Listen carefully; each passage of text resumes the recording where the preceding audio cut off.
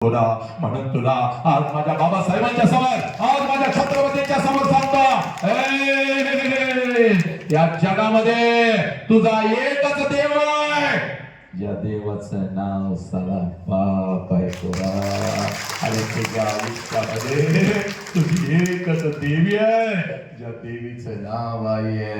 फोटोतली आई खाली एवढा माझ्या कानाचं मुकड घेणार पुरी. आला श्वास गेला श्वास, जीवा तुझं अंतर, जगण मरण एका श्वासाचं अंतर. पुराणं जगातलं सगळ्यात मोठं शिक्षण आज तुला मी इथं सांगतो बघ. The biggest education in this world you will not find it anywhere. आज तुझ्या काळजामध्ये पेरतो बघ. जोपर्यंत आई बापाचा श्वास सुरू आहे नालायक, जोपर्यंत आई बापाचा श्वास सुरू आहे, आई बापाच्या प्रत्येक श्वासावर प्रेम करा. जोपर्यंत आई बापाचा श्वास सुरू आहे, आई बापाच्या प्रत्येक श्वासाला जीव लावा.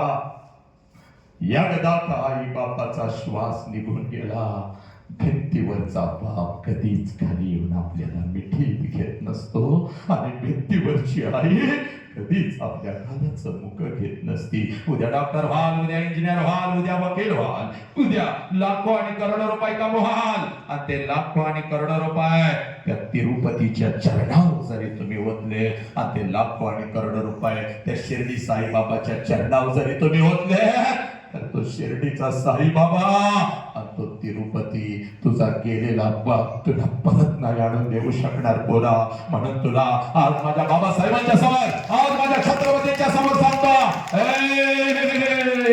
या जगामध्ये तुझा एकच देव आहे, या देवाचं नाव साला बाप आहे तुला. आणि तुझ्या आयुष्यामध्ये तुझी एकच देवी आहे, ज्या देवीचं नाव आहे. पण नालायकानं त्याच आई बापाच्या तोंडावर आधी थुंकू लागलो. भुके पोटी नाही अण्णांनी मेल्यावरी पिंडदानं. नालायकानं अरे कशासाठी माझ्या लेखी दो. बापाची टाच कधी हातामध्ये घेतलीस का ग? जास्त वेळ मला पण नाही बघ, आणि तुलाही नाही. Only 10 minutes I am going to talk with you, just listen. बापाची टाच कधी हातामध्ये घेतली का? 50 भेगा पडल्या तुझ्या बापाच्या टाचला पोरी, पण तुझ्या टाचवर एक भेग सुद्धा त्या वाघाने येऊ दिली नाही बघ पोरी. पहाटेच्या थंडीमध्ये जेव्हा झोपलेला असताना 2-2 चादरी ओढून, तेव्हा तुझा बाप त्याच थंडीत कुठं तर काम करत असतो, कुठल्या तर शेतात पिकाला पाणी पाजत असतो, चिखल तुडवत, कुठं तर हमाली करत असतो, कुठं तर रात्रीची गाडी चालवत असतो. माझी लेकरं घरात आहे, माझी लेकरं घरात आहे. दीदी 9वीला जाणार आहे, दाद्या 12वीला जाणार आहे, 4 पैशांची गरज आहे. अगे नालायक, हिंदू का हम माय नहीं, मुसलमान भी नहीं, पंचतत्व का पुतला गैरी खेल माही. जाति न पूछो साधु की पूछ लीजिए ज्ञान, मौन करो तलवार का पड़ी रहने दो म्यान. संत कबीर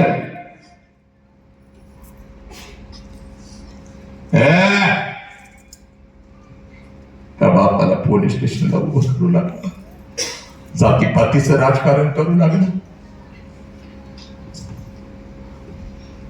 हे माझ्या लेकरा, आईला धमकी देतेस ना ग? कारण मोबाईल दे नाही तर मी आत्महत्या करते बघ. देतीस ना ग?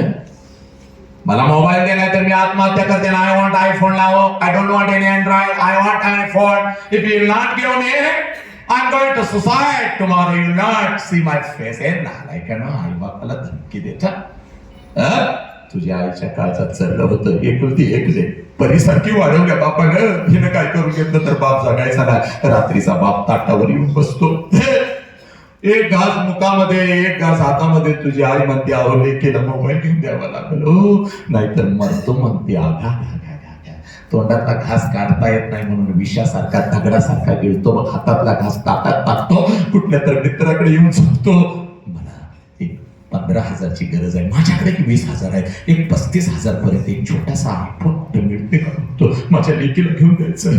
तिच्या आयुष्याचा प्रश्न आहे. तुझ्या हातामध्ये मोबाईल पडतो आणि कुठला तर हरामखोर कुत्रा तुझ्या आयुष्यामध्ये येतो. त्या इंस्टावर चॅटिंग करत रात्रीच्या 12-12 वाजेपर्यंत बसता. नालायक हरामखोरानं. आई म्हणते पुरी 12 वाजले, तुला काय करता? माझा अभ्यास आहे, माझं कॉलेज आहे, माझं हे आहे. आता हरामी बरोबर घेतो आणि आई बापाच्या तोंडावर थुंकत तुम्ही निघून जाताना लाज नाही का ग वाटत? इंस्टावर ओळख झाली, त्या पोराने त्या लेकीला बोलवून घेतलं, तिचा उपभोग घेऊन तिला गटाने फेकून दिलं, तुकडं तुकडं केलं की गे आलाय काढव. तुम्हाला कळत नाही का या विज्ञान युगामध्ये ऐसे कैसे झाले भोग कर्म रागिनी आहात तुम्ही, वागिनी आहात. यासाठी माझ्या बाबासाहेबांनी तुला स्वातंत्र्य दिलं नव्हतं पुन्हा गुलामगिरीमध्ये अडकण्यासाठी. आला तसा कुठला कुत्रा तर त्याच्या नरड्यावर पाय देऊन लक्षात घे समर्थपणे उभं राहण्यासाठी तुला माझ्या बुद्धानी बाबासाहेबांनी छत्रपतीने तुला हे स्वातंत्र्य दिले. माझ्या लेकरा,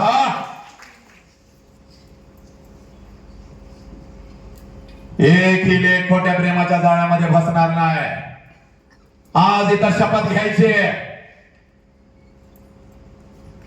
एक ही पोरगा व्यसन करणार नाही. कुठला तर कोण येतो, चलो मावा खाऊ गुटखा खाऊ, कोण बोलतो रे मागा बिमार खाऊ,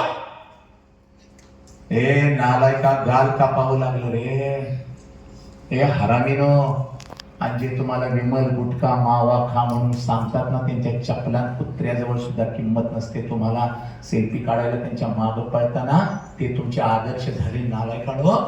आणि घरातला बाप तुम्हाला कळलं ना, क्रिकेटच्या रना मोजत बसता येणं, एवढ्या रना काढल्या त्यानं, तेवढ्या रना काढल्या येणं, एवढं करोड रुपये घेतलं, रात्रीच्या 12-12 वाजेपर्यंत चॅटिंग करत काय आणि मित्राची गप्पा मारत रात्रीची रात्र जागवता नालायकांना. पण तुझ्या जन्मापासून तुला मोठं करेपर्यंत शिकवेपर्यंत तुझ्या बापाने या कराडच्या रस्त्यावर किती रना काढल्या नालायका, याचा हिसाब कधी ठरवला पाहिजे. तुझा एकच आदर्श, कुठला तर पडद्यावरचा नायक येतो, साला तलवार घेतो, खून करतो, मुंडकं उडवतो, दगड घेतो, मारतो. अरे तसले तुमचे आदर्श झाले, ते तुमचे आदर्श. तो गुंडा तुझा आदर्श, तुझा एकच गुंडा, तुझा एकच नायक, ज्याचं नाव सारा बाप आहे. आणि सगळ्यांचा बाप असलेला माझा विश्वरत्न डॉक्टर बाबासाहेब आंबेडकर तुझा आदर्श पाहिजे. स्वतःच्या स्वराज्यासाठी डोळे काढून घेणारा संभाजीराजा तुझा आदर्श पाहिजे. शत्रूंच्या स्त्रियांना आया बहिणीचा दर्जा देणारा माझा छत्रपती शिवाजी राजा तुझा आदर्श पाहिजे. आता दीपक प्रकाशाकडे घेऊन जाणारे माझे बुद्ध तुझा आदर्श पाहिजे. जीव जीने दो सांगणारे माझे तुझे आदर्श पाहिजे. मन चंगा तू कटोती में गंगा सांगणारे संत वेदास तुझा आदर्श पाहिजे. बस थांबतो इथं. पण आज आईला 2 प्रश्न विचारले ना, ते दिवसाला मी तुझ्या अंगावर नवीन कपडा चढवणार थांबतो इथं. पण जगातलं सगळ्यात मोठं शिक्षण ज्या लेकराला आपल्या आई बापाच्या डोळ्यातला अश्रू काढाला, ते लेकरू माणूस म्हणून काढला आहे.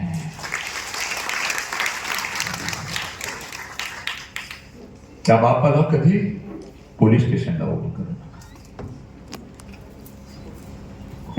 बाप तेव्हा मरतो जेव्हा हत्तीसारखा पोरगा व्यसन करून रस्त्याने फिरता. बाप दारूच्या नशेमध्ये जेव्हा पोरग घरी येतं तेव्हा बाप आईच्या खांद्यावर डोका पडतो. काही गे काहीच सांगतं, माझ्याकडून चूक काय झाली.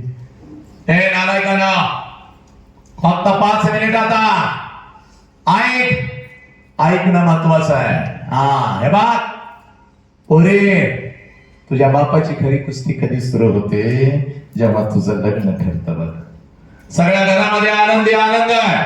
चांगला जावई मिळाला, चांगलं पाहुणं पण मिळालं, चांगलं खानदान मिळालं. पण रात्रीच्या अंधारात तुझा बाप तुझ्यासाठी एकटा हंबरडा फोडून रडत आहे, कारण बापाला कळून चुकतं. साला 20 वर्ष तर हाताच्या फोडासारखं जपलेलं माझं पाखरू काही दिवसात करून उडून निघून झालं. तुझ्या आईच्या डोळ्यात अश्रू आले तर तुझ्या आईला ओरडते का ग का रडतीस माझ्या लेकीसमोर? रडू नकोस पाहत. रोज रोज तिचा चेहरा आपल्याला बघायला मिळणार नाही. बघ जेवढे दिवस आपल्या जवळ आहे तिला हसत ठेवायचे, तिला हसतच पाठवायचे. पप्पा किती आमच्यासाठी मेहनत करता, म्हणून माझ्या गालावरून हात फिरवणार माझं लेकरू आता मला या घरात दिसायचं नाही की. पप्पा लवकर या की हो घरी. पप्पा मला तुमच्या सोबत जेवायचं आहे. पप्पा आज मी तुमच्यासाठी मसाले भात बनवलाय. आता करतला नाही पप्पा, मी आईकडून शिकले पप्पा. लवकर या, दाद्या खातो बघा पप्पा.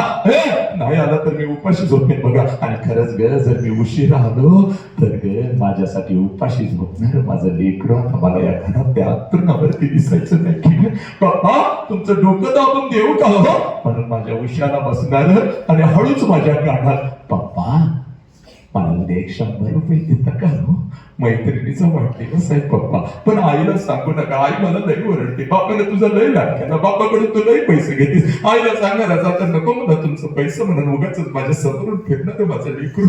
आता मला या घरात दिसायचं नाही, आता कोणाला जवळ घेऊ, आता कोणाला सांगून लेकर आपल्या दोघं त्या गोष्टी कधी मी तुझ्या हातला सांगितलेत का. आणि 100 रुपये काय होत आहे, 500 रुपयाची नोट ठेवले बघ, आणि सकाळी मला पण लवकर उठव, तुला सोडायला मी येतो. काहीतरी आईला खोटं सांगूया क्लासला चालीस म्हणून, पण तुला सोडायला मी येतो. आता कोणाला 500 रुपयाची नोट देऊ. हे बोले, तुझ्या आईला तुझा बाप ओरडत असतो, पण तुझ्या बापाला जर रडायला आलं तर आंघोळीच्या निमित्तानं तुझा बाप आंघोळीला जातो, आणि आंघोळीच्या पाण्यामध्ये लेकरा तुझ्यासाठी तुझा बाप आंबरला फोडून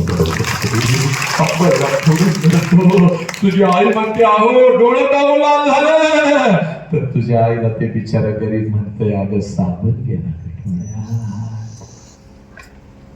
पुरी, साबण नाही गेला. जेव्हा जेव्हा तुझ्या बापाचं डोळं लाल बुंद दिसलं तेव्हा तेव्हा समजून जायचं तुझा बाप फक्त तुझ्या कुटुंबासाठी रडला.